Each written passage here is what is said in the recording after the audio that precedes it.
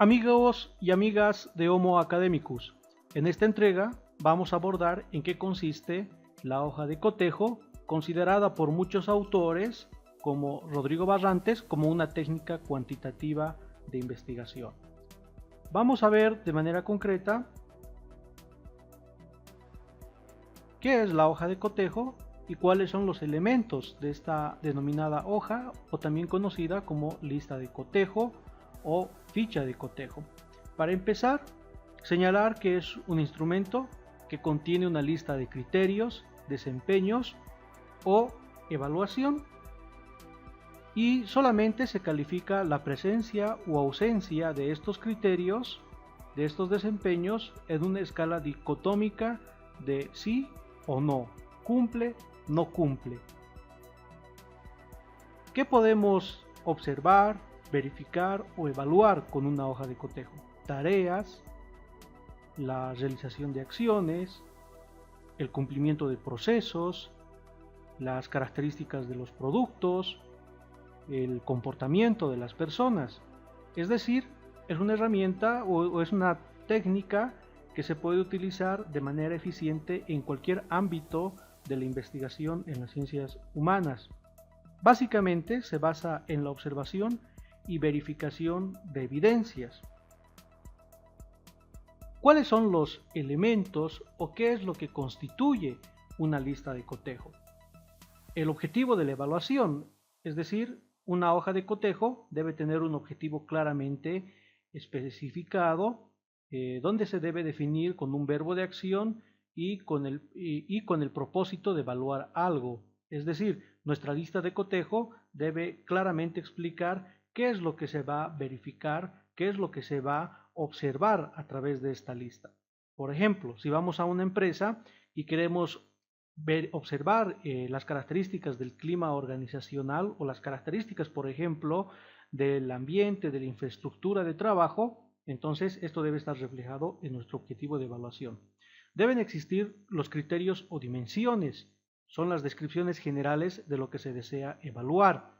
Esto es muy importante porque cuando queremos investigar conceptos que contienen dimensiones, entonces es importante descomponer estas dimensiones en la lista de cotejo y posteriormente a la descomposición de las dimensiones elaborar los indicadores, que básicamente son afirmaciones o enunciados que se desglosan de los criterios y que básicamente nos permiten observar y evaluar lo que en ese momento estamos calificando de si cumple o no cumple con la condición enunciada. Y estos indicadores deben redactarse en forma positiva, de manera clara, concreta, breve, directa y unívoca, es decir, sin dar lugar a ambigüedades, sin considerar otras dimensiones dentro de estos indicadores. Vamos a revisar ejemplos concretos más adelante. Debe existir una escala. Esta escala se refiere a las columnas donde se marca la ausencia o presencia de las características o comportamientos y se aplica en forma dicotómica. Por ejemplo, si cumple, no cumple, o un simple sí y un simple no. Es importante señalar que esta escala dicotómica excluye mutuamente a las dos posibilidades de evaluación. Por decir, si se cumple con una condición, automáticamente la opción no es descartada.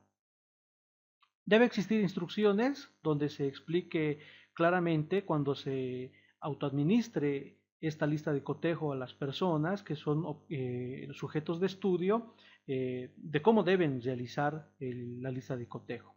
Y también es opcional, pero debe existir una casilla de comentario o anotaciones que tiene mucha importancia al momento de realizar algún comentario o alguna observación. En resumen, una lista de cotejo, vemos una lista de cotejo en su formato más simple. En la columna de ítems debe anotar todos los conceptos o aspectos que se van a observar. Ahí hay que incorporar obviamente las dimensiones. Se debe cuidar que los ítems agoten las dimensiones de lo que se está observando, es decir, que todas las posibilidades de verificación de una dimensión estén agotadas por estos enunciados o por estos indicadores. Se asigna una calificación al concepto observado entre sí o no. En la columna de observaciones se pueden realizar apuntes, comentarios u otra nota que el investigador considera relevante.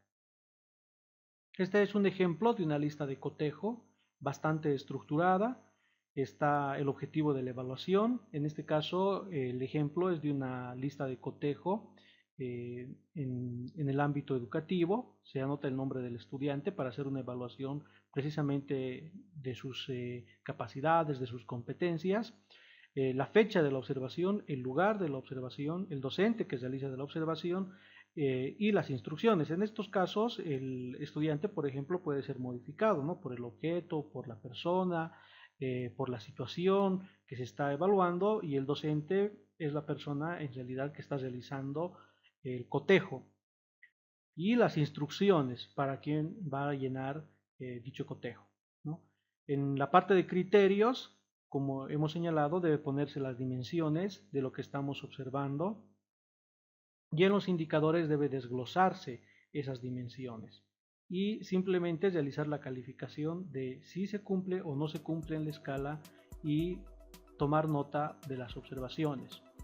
Por ejemplo, esta lista de cotejo es ampliamente utilizada en el ámbito de la auditoría, donde en los criterios e indicadores se desglosan los procedimientos que se deben cumplir, por ejemplo, para la realización de pagos o de compras, y en la escala se califica si se ha cumplido o no se ha cumplido con los procedimientos establecidos, y por lo tanto es un instrumento muy valioso para realizar lo que llaman en auditoría el control de recorrido. Vamos a ver dos ejemplos del ámbito de las ciencias de la educación, donde básicamente se ha adaptado esta lista de cotejo, pero esta es la utilidad que se le debe dar. Vean en la parte de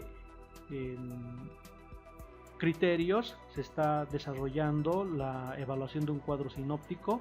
En los criterios se explica claramente las dimensiones que implica la evaluación de un cuadro sinóptico, y en los indicadores están los enunciados de todo lo que implica cada uno de esos criterios o dimensiones.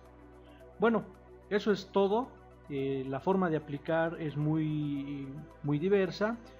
Se puede aplicar casi para cualquier campo, pero sin embargo es recomendable de que se conozca a profundidad los conceptos, sus dimensiones, para poder formular las dimensiones de observación. Y obviamente es importante validar esta hoja de cotejo antes de poder aplicarla. Bueno, eso es todo por hoy. Les agradecemos su atención, les pedimos se suscriban al canal y puedan compartir nuestros videos.